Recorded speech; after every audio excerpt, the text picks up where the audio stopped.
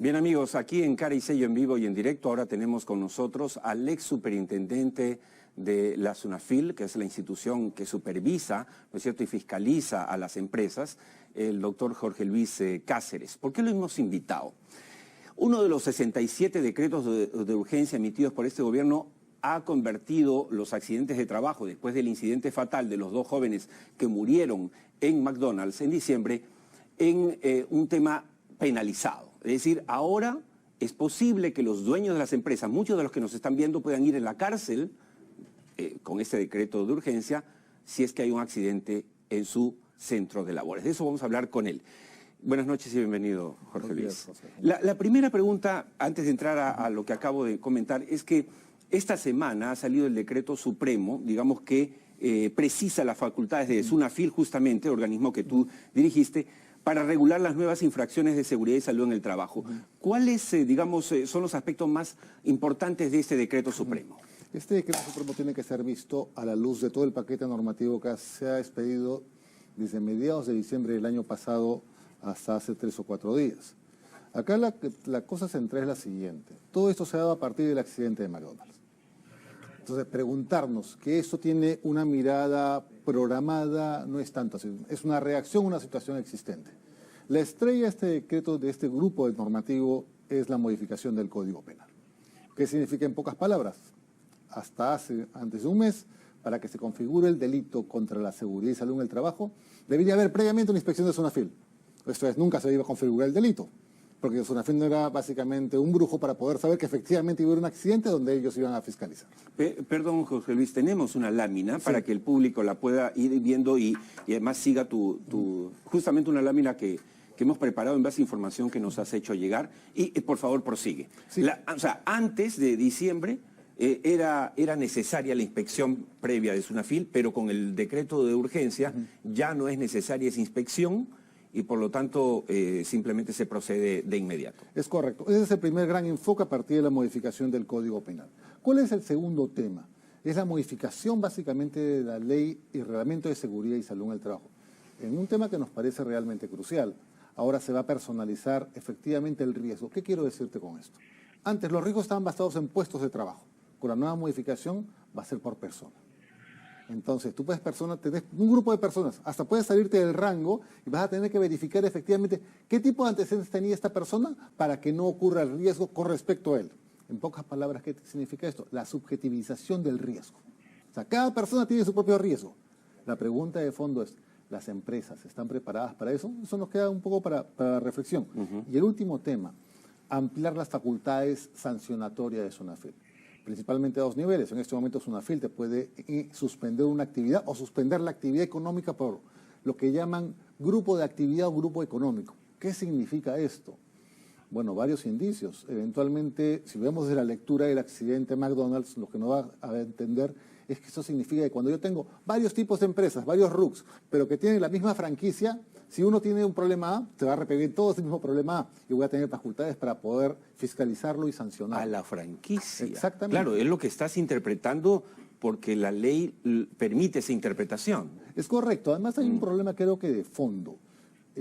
Las grandes reformas en la regulación de seguridad y salud en el trabajo se han, y ese era el acuerdo en el Consejo Nacional de Seguridad y Salud en el Trabajo, en el Consejo Nacional del Trabajo. Y no en un par de asesores de Palacio, en un decreto de urgencia y sin Parlamento. Exactamente. Y ahí sí nos preocupa mucho porque efectivamente esto merecía un diálogo y un debate entre la parte empleadora, la parte trabajadora y los expertos.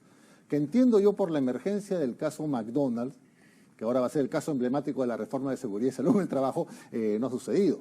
Mira, tomemos nota de lo siguiente. Las normas de seguridad desde el año 2011 no tenían mayores cambios. Eran cambios muy pequeñitos en los últimos 8 o 9 años.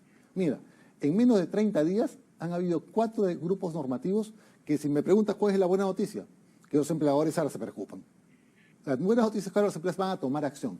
La pregunta es ¿sobre qué? ¿Sobre qué van a tomar acción? ¿Sobre esa norma? Ahora, una pregunta que se hacen muchos empresarios y que me han hecho en base a este decreto de urgencia de la penalización de un accidente, quiere decir que si se aplica este decreto de urgencia, se da mañana un caso como el de McDonald's, ¿el dueño de la empresa podría terminar en la cárcel? Casualmente es una pregunta totalmente válida en este momento. Yo te diría lo siguiente, ¿quiénes terminan con problemas legales? Los órganos de gobierno de la empresa. Si yo como dueño soy parte del directorio, estoy en un órgano de gobierno. Si yo como dueño soy gerente general, estoy en un órgano de gobierno de la empresa. La pregunta es, ¿cuándo distingo la responsabilidad estratégica, la responsabilidad táctica y la responsabilidad operativa? Imagínate que tú me diste la orden para que yo hiciera una buena labor. Yo soy el supervisor y por error o imprudencia mía ocasiona la muerte de un operario. ¿Qué es responsabilidad tuya? Pero tú me diste la orden como gerente general. Yo me equivoqué como supervisor. ¿Qué? La responsabilidad debe escalar en este momento hasta el gerente general y hasta poder ser al directorio. La respuesta va a dos niveles. Nivel 1. La empresa cuenta con una estructura pública, orgánica, que diga cómo se delimitan las responsabilidades. Y la pregunta 2. Nuestros fiscales, nuestros queridos fiscales, nuestros queridos fiscalizadores, ¿cuentan la competencia para determinar lo que es responsabilidad operativa, lo que es responsabilidad táctica, lo que es responsabilidad estratégica? Porque ahora, a diferencia de lo que era hasta diciembre, y tú has sido presidente de SUNAFIL, es que, claro, tú podías sancionar, etcétera, en base a las reglas, pero eso no tenía ninguna repercusión penal. Hablo de cárcel por un delito, de una muerte. Hoy le estaríamos dando el poder, estoy preguntándote, en realidad no estoy afirmando, para que me digas si estoy equivocado en esta lectura, le daríamos el poder a los supervisores de SUNAFIL de ser una suerte de fiscales bajo cuyo criterio podrías ir a la cárcel. Es una muy buena pregunta. Voy a ir un poquito más atrás. La SUNAFIL es básicamente el ente técnico para el Poder Judicial para determinar cuándo no hay un incumplimiento. Mira, la gran jurisprudencia que se vio sobre tercerización en los temas fundamentalmente basados para Repsol se dio básicamente por criterios técnicos de lo que era la SUNAFIL en su momento, que era la inspección de trabajo. Los jueces creen mucho en lo que dice la SUNAFIL, pero hay otro detalle importante. Hay una vieja pleno casatorio de la Corte Suprema de hace 2 años que sostiene que todo accidente es responsabilidad del empleador. Desde mi punto de vista totalmente cuestionable a la luz de la ley. Pero lo que nos da a ver es que en este momento estamos a portas de que el criterio técnico sea establecido por SUNAFIL, cuando en realidad el criterio es establecido por la propia dinámica del sistema de gestión. Yo decidiré cuándo le toca responsabilidad táctica, cuándo le toca responsabilidad operativa. Y eso será puesto en conocimiento de la SUNAFIL. Lo que sucede, primero, que no hay criterios del Estado sobre esto, y segundo, que las empresas tampoco tienen criterios. Recién por las reglas de cumplimiento, por las reglas básicamente de que tienen que ponerse al día con relación a sus fiscalizadores, hablo UEFA, hablo SUNAFIL, hablo SINERMIN, que tienen que entender cuándo me toca una responsabilidad como gerente general y cuándo me toca una responsabilidad operativa como gerente de línea o probablemente supervisor. Y eso en este momento no está ocurriendo. Ok, pero ahora, tratando de ser positivos, ¿no? Ya hemos hecho un diagnóstico de los aspectos más importantes del decreto de urgencia y, bueno, las 4 normas que han cambiado. El decreto de urgencia específicamente, ¿cuáles son sus virtudes y sus defectos? Yo te diría... Porque viene el Parlamento, sí, Jorge Luis, y va a tener que revisarlo. Sí, yo te diría la primera virtud, y probablemente la más importante, que se retorna a la norma original.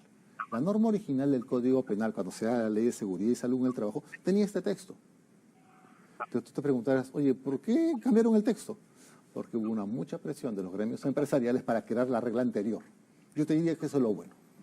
Lo segundo bueno es que por lo menos, digo, estoy haciendo algo. La peor decisión es no tomar decisiones. Se está haciendo algo. Tercera cuestión e importante, elección por lo menos a comienzo de año para que los programas anuales de seguridad se comiencen básicamente a adaptar. Y cuarta cuestión, por lo menos de lo que estamos observando las últimas 2 semanas, no hay ningún movimiento negativo de la parte empleadora. Significa que están tratando de ajustarse a estos nuevos criterios. Esto te diría por la parte positiva. Hay una movilización del empleador a hacer algo. Pero la pregunta es, ¿qué nos falta? Querido Oscar, en verdad la seguridad y salud en el trabajo en el Perú solo la pueden afrontar las grandes empresas, no más de 300 empresas. ¿Cómo voy a proteger al trabajador contratista, al trabajador de mediana empresa? Acá falta un trabajo del Estado de generar fondos, probablemente a través del Viceministerio de Promoción del Empleo, para generar programas de financiamiento para la gestión segura de trabajo de riesgo. No te hablo básicamente en el negocio de los grandes centros comerciales, ¿no? Nuestros trabajadores peruanos que están ahí metidos en la carretera central o en las zonas olvidadas del Callao. Ellos son los que sufren el alto riesgo. 30 segundos.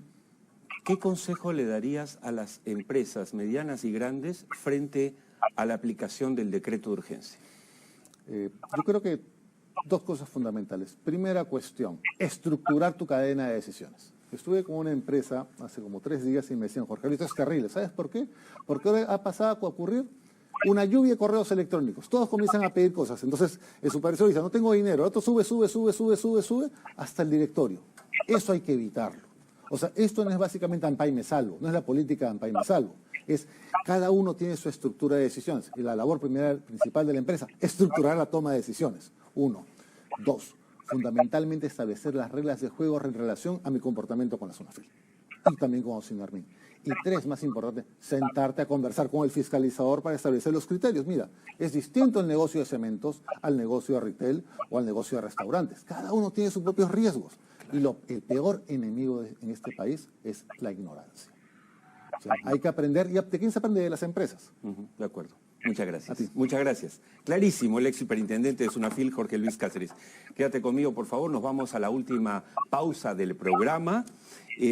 Con Volver al Futuro van a ustedes saber en qué año los autos híbridos van a reducir las emisiones de CO2 en 35%. En qué año ya se convierte en algo significativo. Luego la pausa y regresamos con la última entrevista, la entrevista del cierre, que va a ser muy interesante, sobre todo para los ejecutivos del Perú. Volvemos.